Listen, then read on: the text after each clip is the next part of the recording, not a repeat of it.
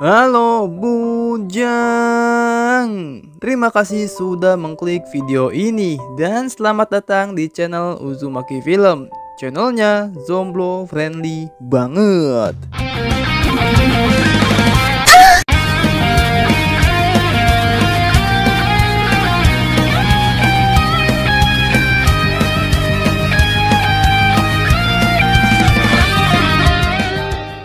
Kali ini Uzumaki Film bakal meringkas anime yaitu anime Tsukiga Michibiku Isekai Dochu yang dirilis pada tahun 2021.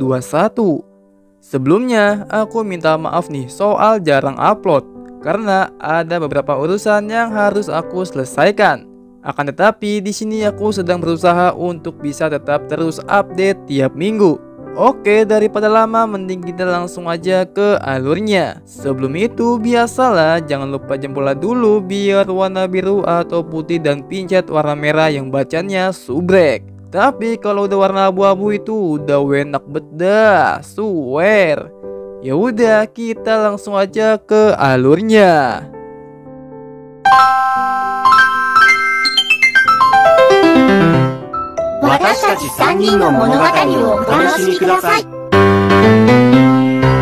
Di wall scan diperlihatkan seorang remaja yang bernama Makoto Imisumi. Setelah selesai, ia pulang ke rumah dan langsung melakukan aktivitas lainnya.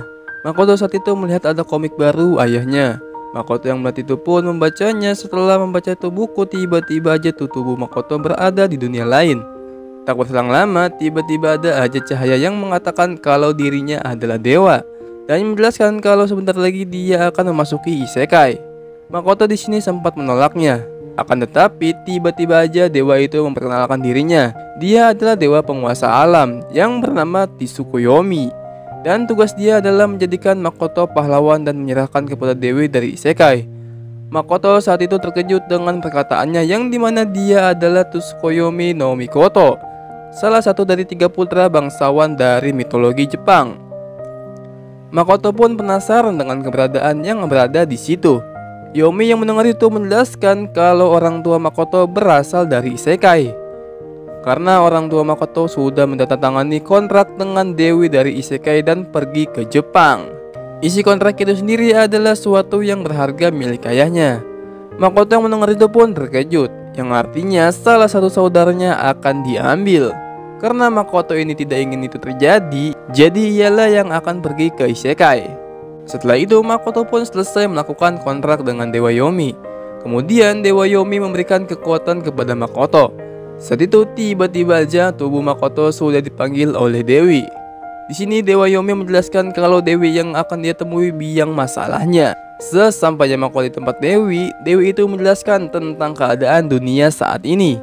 Kemudian Dewi itu melihat wajah Makoto yang dimana ia terkejut kalau mukanya nggak good looking. Waduh, karena ia nggak ganteng kayak admin ya kan. Jadi ia pun tidak masuk ke dalam karakter seseorang pahlawan dan menyuruhnya untuk enyah dari dunianya. Lalu sebelum Makoto pergi, Dewi itu memberikan kekuatan padanya yang dimana kemampuan itu bicara, membaca, dan menulis selain bahasa manusia. Sebelum Makoto pergi, Dewi itu memperingatkan untuk tidak menyebar benih kepada para manusia miliknya. Setelah itu Makoto tiba-tiba terjun bebas. Karena si Dewi ini tidak memberikan alat untuk mendarat di bumi, tak berselang lama Dewa Yomi pun tiba-tiba datang dan terkejut dengan perbuatan Dewi kepadanya.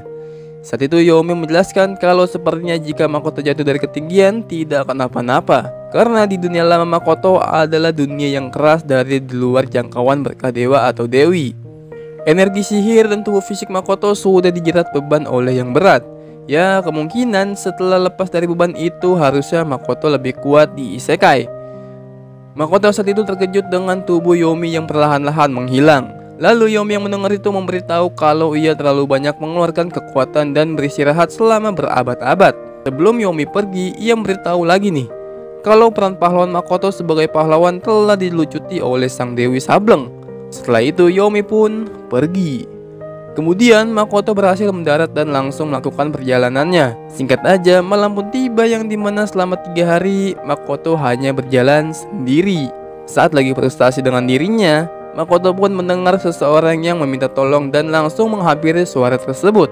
Sesampai di tempat, ia pun terkejut dengan apa yang ia lihat, yaitu anjing berkepala 3 dan seekor babi berpakaian.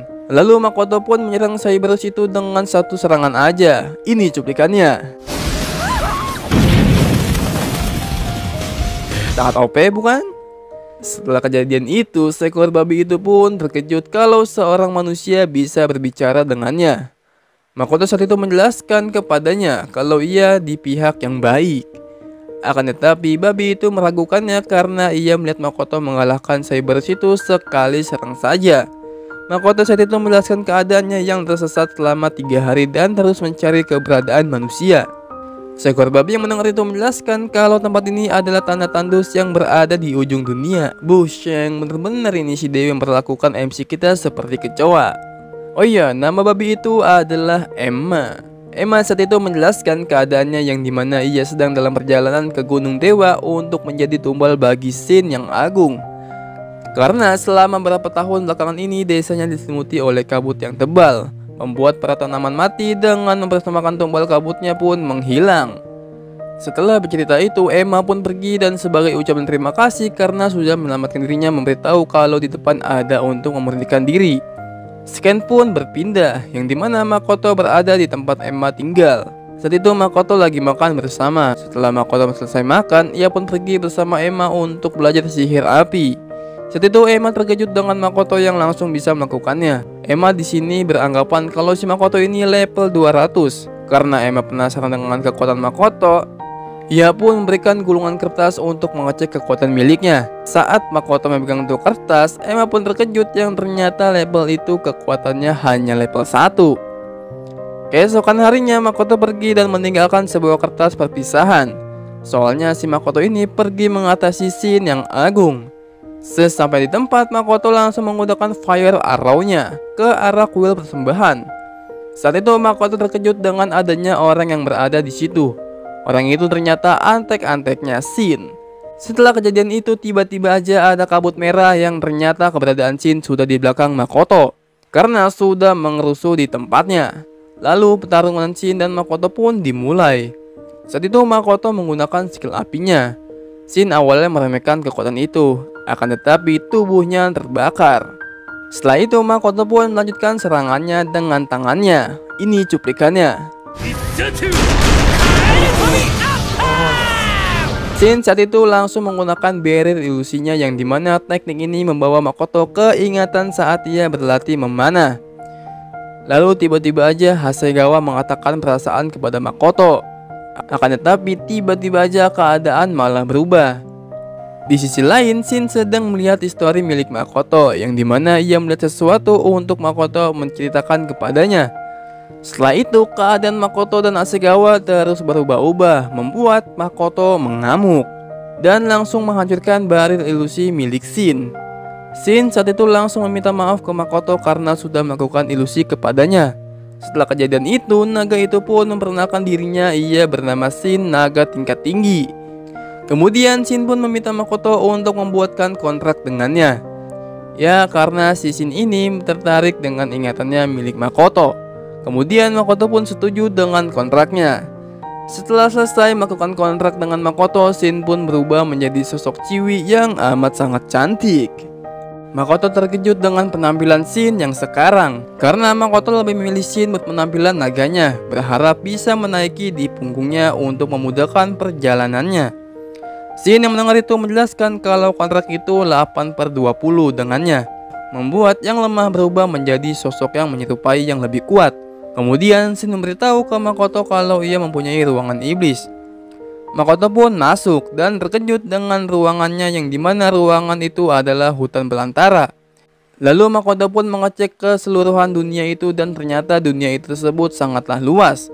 Oh iya, mau ngasih tahu aja nih, kalau dunia itu hanya bisa dimasuki bersama kabut Shin saja. Makoto saat itu berpikir kalau ia berada di dalam dunia itu, sang Dewi Sableng tidak bisa mencapainya. Dan Makoto berniat membangun kota di dalam dunia ilusi. Setelah itu mereka berdua kembali ke dunia sebelumnya.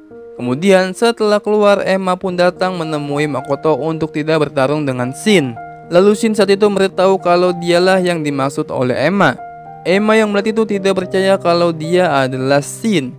Akan tetapi Shin di sini menjelaskan kalau ia sudah dijinakkan oleh Makoto dan menjalin kontrak dengannya. Emma yang mendengar itu kebingungan. Lalu Shin pun memberikan sisik badannya yang terlepas saat mereka berdua bertarung. Ya, setelah melihat itu Emma pun pingsan. Kemudian malam pun tiba, yang dimana Shin dan Makoto berpesta di desa Orch. Saat itu Emma sangat berterima kasih kepada Makoto yang telah menyelamatkan desanya. Di sisi lain, Shin sedang berbicara ke salah satu orc yang dimana Shin ini mengajak untuk tinggal di negeri yang kaya dan subur. Keesokan paginya, Makoto terkejut soal penduduk desa yang sudah mengemas barangnya. Shin saat itu menjelaskan kalau mereka semua dipindahkan ke alam suaka. Makoto yang mendengar itu langsung mencari tahu apa yang dilakukan Shin semalam. Shin di sini menjelaskan mereka semua akan tinggal di ruangan iblis. Karena Makoto kontrak dengannya, ruangan iblis itu menjadi negeri yang subur. Makoto saat itu khawatir kalau di dunia tersebut ada monster yang membahayakan nyawa mereka semua. Tak berselang lama, Makoto terkejut dengan adanya sosok Shin versi kecil, yang dimana Shin kecil ini bertugas untuk mengawasinya.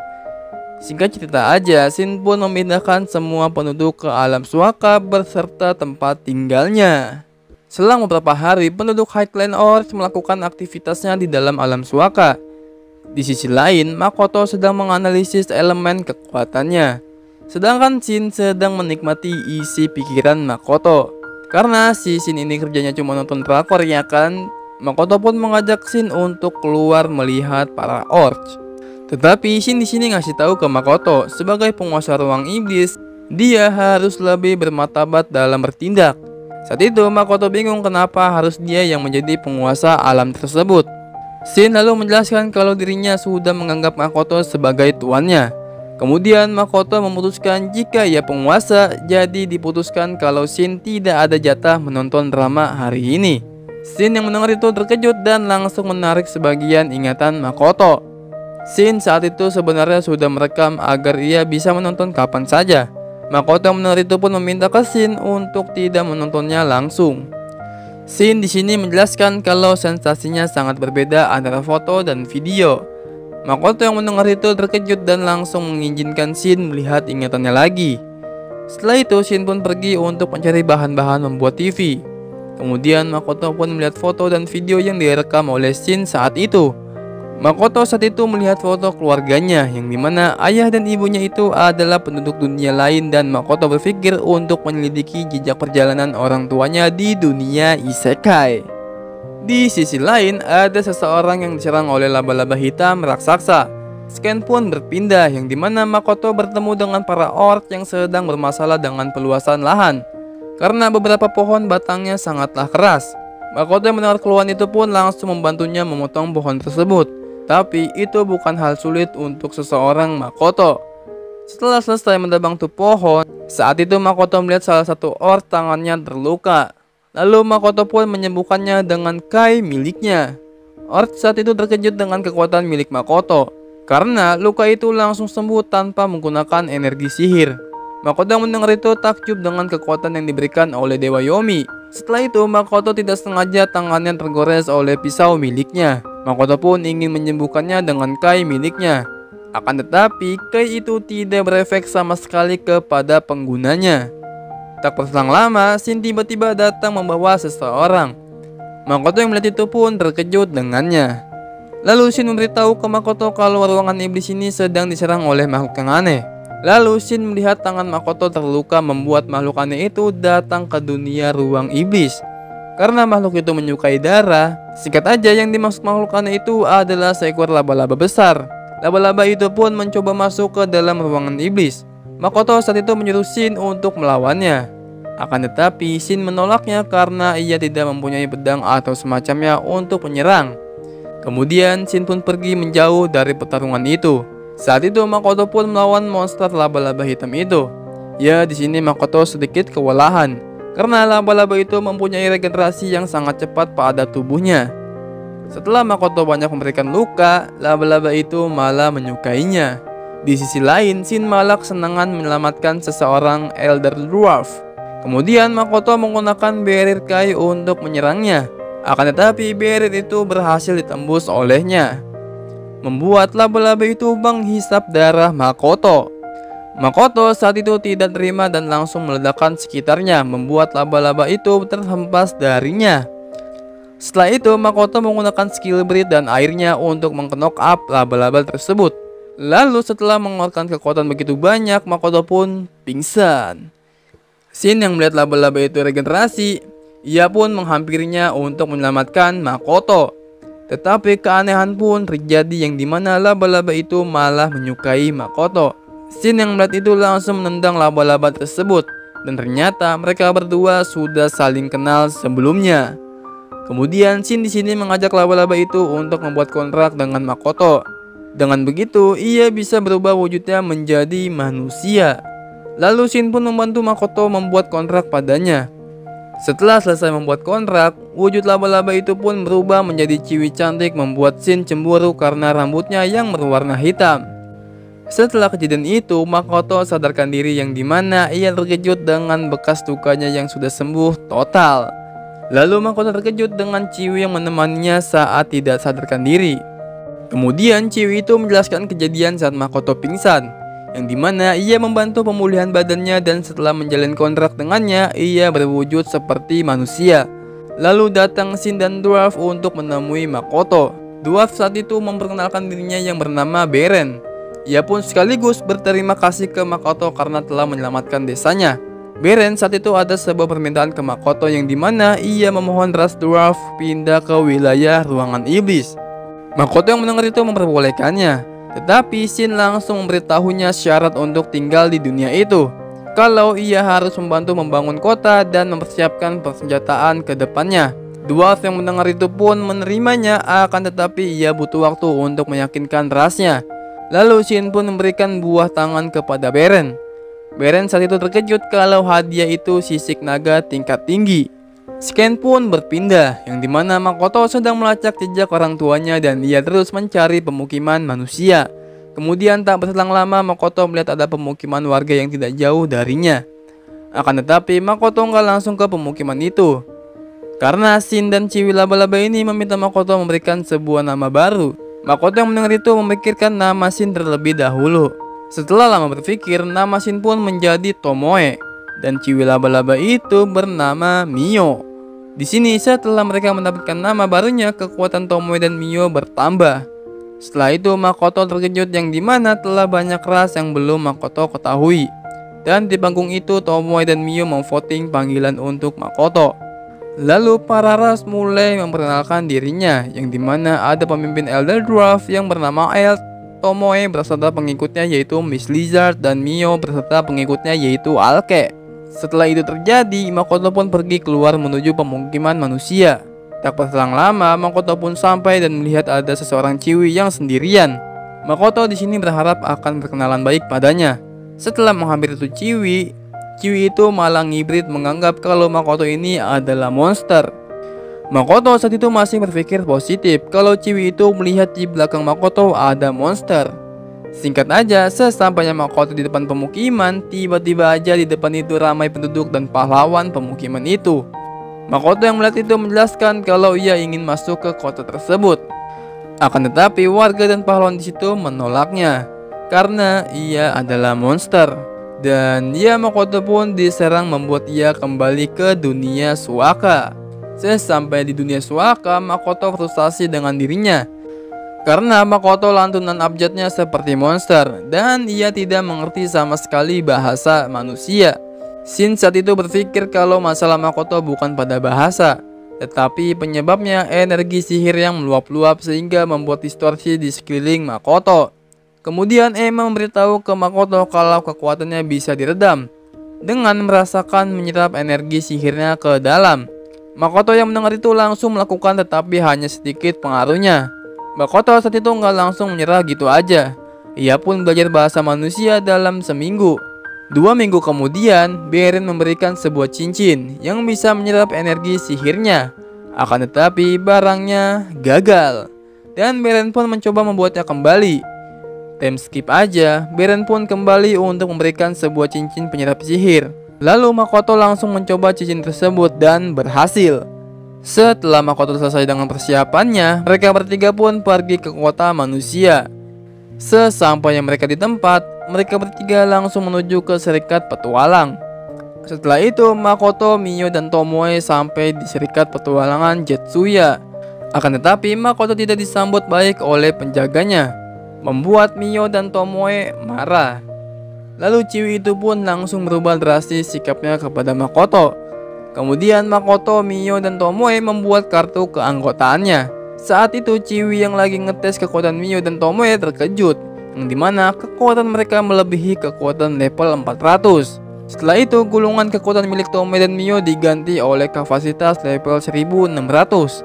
Saat mereka mencoba, ternyata level Tomoe 1320 dan level Mio 1500. Jukda Bang Makoto ini dapat pengawal yang kerat lur. Setelah melakukan pengetesan, Tomoe pun bertanya tentang petualangan dengan level tertinggi selain mereka. Si Chiwi yang mendengar itu menjelaskan kalau selanjutnya adalah rank Triple S, level 920, sang pembunuh naga yang bernama Sofia Bulga. Kemudian giliran Makoto untuk mengetes kekuatannya. Makoto yang berharap levelnya tinggi, ia pun terkejut dengan hasilnya, yang ternyata ia hanya rank E level 1. Singkat aja, mereka bertiga memesan kamar untuk beristirahat karena mereka bertiga sudah diikuti para cecunguk level rendah. Karena Makoto pengen beli makanan, jadi Tomoe lah yang menjaga barang-barang malam ini. Saat Makoto dan Mio lagi jalan-jalan ya kan, mereka berdua dikejutkan dengan anak-anak yang menghampirinya. Makoto saat itu menyuruh Mio untuk menghadapi anak itu. Akan tetapi Mio malah bersikap tegas kepadanya, membuat anak itu ketakutan. Akan tetapi tiba-tiba Mio malah ditakol oleh Makoto. Tapi imut juga sih. Setelah itu Makoto meminta maaf atas Mio tadi. Si Chiwi yang melihat itu pun nangis dan langsung memeluk Makoto. Makoto yang melihat itu pun mengajak Chiwi tersebut ke penginapan. Sesampai di penginapan, Chiwi itu memperkenalkan dirinya. Ia bernama Rinon. Kemudian Rinon menceritakan masalah pribadinya yang dimana kakaknya yang sedang mencari pekerjaan tiba-tiba menghilang sekitar 1 bulan. Di sisi lain, Tomoe lagi gelut sama perompak gerobak barang miliknya. Ya yang kalian tahu, pertarungannya dimenangkan oleh Tomoe. Setelah itu Tomoe membawa satu perompak untuk menginterogasinya.